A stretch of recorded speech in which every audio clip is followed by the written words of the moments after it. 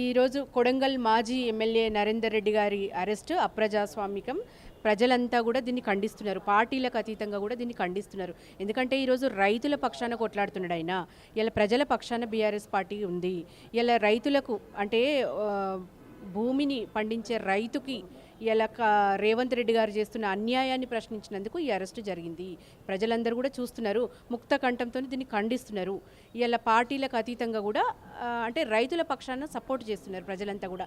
పచ్చని పంటలు పండే పొలాలను ఫార్మాసిటీ పేరుతో గుంజుకోవడం, లాక్కోవడం ఇది ఎంతవరకు న్యాయం అని చెప్పేసి ప్రజలే ప్రశ్నిస్తున్నారు. అంటే బీఆర్ఎస్ పార్టీ నేతలు కొంతమంది ఉసిగొల్పే ఇలాంటి దాడులకు పాల్పడరని కాంగ్రెస్ వాదన చేస్తుంది. ఇవాళ క్లియర్గా మీరు వెళ్ళి చూడండి, అక్కడ క్లియర్గా తెలుస్తుంది. ఇలా ప్రజల ఆర్ధనాదాలు బీఆర్ఎస్ పార్టీ చేపిస్తుందంటే అంటే రాష్ట్రంలో ఎక్కడ ఏ అలజడి జరిగినా అంటే నీ నియంతృత్వ పోకడకు ప్రతిదానికి బీఆర్ఎస్ పార్టీకి ముడిపడితే ఎట్లండి? రాష్ట్రంలో అన్ని సమస్యలు బీఆర్ఎస్ పార్టీ మీద వేస్తే ఏందన్నట్టు? ఈరోజు రైతులు నిజంగా వాళ్ళు రోడ్డెక్కి ఇంత విలపిస్తుంటే అన్ని వర్గాలు ఇవాళ రోడ్డెక్కని వర్గం ఏదుందండి? సబ్బండ వర్గాలు రోడ్డెక్కి ఇలా ధర్నాలు చేస్తుంటే మీకు అది కనిపిస్తలేదా? మీరు జస్ట్ గత ప్రభుత్వాలను విమర్శించుకుంటే ఎంతకాలం పబ్బం గడుపుతారు? బీఆర్ఎస్ పార్టీ హయాంలో రైతులు ఎంత సుభిక్షంగా ఉన్నారు, పోలీసులు ఎంత సుభిక్షంగా ఉన్నారు, గురుకులాలు ఎంత బ్రహ్మాండంగా నడిచినాయి. ఇలా అన్ని మనుషులకు అన్నం పెట్టే రైతండి, మీరు రైతు మీద రాజకీయం చేస్తా అంటే ఎంతవరకు న్యాయం? అది అక్కడ లోకల్గా సంస్థలు వస్తే మాత్రం అక్కడ ఉన్న పిల్లలకు కానీ అందరికీ కూడా ఉపాధి అవకాశాలు కనిపిస్తాయి. కానీ ఇవన్నీ కూడా బీఆర్ఎస్ కనిపిస్తలేదని వీళ్ళవారు. చూడండి, ఉపాధి అవకాశాలు అంటే అది తర్వాత విషయం. కేసీఆర్ గారి హయాంలో హైదరాబాద్ చుట్టుపక్కల 2500 ఎకరాలు సేకరించి ఫార్మాసిటీ కోసం కేసీఆర్ గారు సేకరించారు. అది అంతర్జాతీయ ప్రమాణాలతో, ప్రపంచ స్థాయి ప్రమాణాలతో దాన్ని ప్లాన్ చేసిండ్రు.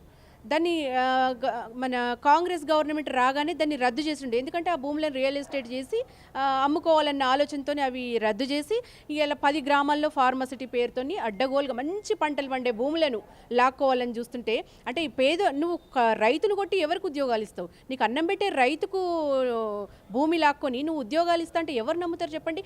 నీ హామీలు 420 హామీలు, 6 గ్యారంటీలు అబద్ధాల బూటకపు నీ కాంగ్రెస్ పార్టీని ఇలా ప్రజలు నమ్మే పరిస్థితుల్లో ఉందా?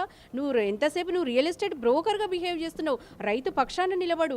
ఇలా పంటలు పండే భూములను లాక్కొని నువ్వు ఏదో ఫార్మాసిటీ రక్కసిని నువ్వు తీసుకొచ్చి పెడతా అంటే ఎవరు ఒప్పుకుంటారండి? నువ్వు చేసే గారడీ మాటలు ఇంకా నమ్మే పరిస్థితిలో ఉన్నారా? జనాలు ఉన్నారా?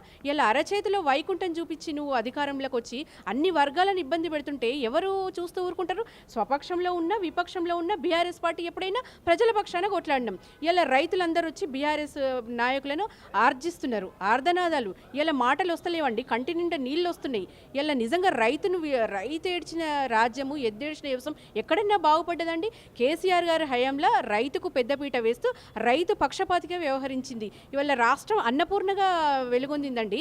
ఈ 11 నెలల్లోనే సర్వనాశనం చేసిండ్రు కదండి కాంగ్రెస్ పార్టీ నేతలు. ఇలా రైతు విలపిస్తుంటే బీఆర్ఎస్ నాయకులంతా కూడా రైతు పక్షాన నిలబడ్డారు. నువ్వు అది అర్థం చేసుకోకుండా నువ్వు ఇంకా ఎంతసేపు నువ్వు గత ప్రభుత్వాలను విమర్శిస్తావు? నువ్వు రైతు పక్షాన్ని ఇప్పటికైనా ఆలోచించు. కొంచెమన్నా మానవత దృక్పథం ఉందా? నువ్వు సీఎంగా ఉన్నావు, నువ్వు అన్ని వర్గాలకు న్యాయం చేయాలి. ఇలా రైతును నువ్వు అరెస్ట్ చేస్తావా? వాళ్ళని కొట్టి మానసికంగా హింసించి రాత్రికి రాత్రి తీసుకొచ్చి ఎంతమందిని బంధిస్తావు? ఇలాంటి రైతుల కోసం మాట్లాడే హక్కు బీఆర్ఎస్ లేదు. ఎందుకంటే ఖమ్మంలో ఉన్న రైతులకు కూడా జైలుకు పంపించిన ఘనత బీఆర్ఎస్ ఉందని వాళ్ళ చూడండి. ఎందుకు లేదండి? అసలు రైతుకు మేము బీఆర్ఎస్ పార్టీ చేసినన్ని పథకాలు, రైతుకు రచించిన పథకాలు ఎవరు కూడా మానవతా దృక్పథంతో కేసీఆర్ గారు రైతులకు చేసినన్ని పథకాలు ఏ ప్రభుత్వం కూడా చేయలేదు.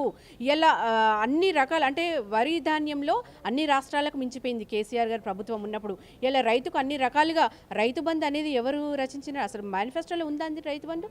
రైతు కోసం అప్పటికప్పుడు ఆలోచించి పెట్టిన పథకాలు ఎన్నో ఉన్నాయి రైతుల కోసం. అసలు కేసీఆర్ గారు చేసినన్ని పథకాలు వీళ్ళు కనీసం పాత పద్ధతిలో కూడా అమలు చేయలేని దుస్థితిలో కాంగ్రెస్ ప్రభుత్వం ఉంది. అది చేస్తాం, ఇది చేస్తాం, రుణమాఫీ చేస్తామని ఏది చేయకుండా ఇలా రైతులు అంటే వాళ్ళ బాధ, ఆర్ధనాదాలు నిజంగా వర్ణనాతీతం అండి. బీఆర్ఎస్ పార్టీకి కాంగ్రెస్ ప్రభుత్వానికి ఈ నక్కకు నాగలోకం అంత తేడా ఉంది. ఇలా 11 నెలల అంటే ఇంత తక్కువ టైంలోనే ప్రజలు తిరగబడడం చరిత్రలో కూడా చూడలేదు మనం. తక్కువ టైంలోనే ప్రజలు తిరగబడి ఇలా కాంగ్రెస్ పార్టీ నేతలను కానీ ముఖ్యమంత్రి కానీ ఉరికించుకొట్టే పరిస్థితులు తీసుకొస్తారు. ఇలా అధికారుల మీద ప్రజలు అంత కోపంగా ఉన్నారంటే అది నిజంగా వీళ్ళ పరాకాష్ట అండి. వీళ్ళ కాంగ్రెస్ పార్టీ ప్రభుత్వానికి ఈ వికృత పరాకాష్ట అనుకోవచ్చు. ఇలా సొంత ఇలాకా కొడంగల్లోనే ప్రజలు తిరగబడ్డారంటే ఇక అంతకంటే నీచం ఇంకోటి లేదు. గవర్నమెంట్కి అక్కడే ఎదురు దెబ్బ తగిలింది. ఇంకా ఏ వర్గాల ప్రజలు కూడా వీళ్ళని ఆదరించే పరిస్థితి లేదు. బీఆర్ఎస్ పార్టీ పార్టీయే అన్ని వర్గాలకు కానీ సబ్బండ వర్గాలకు కానీ దిక్కు అన్నట్టుగా ఇలా ప్రజలు మా దిక్కు ఉన్నారు.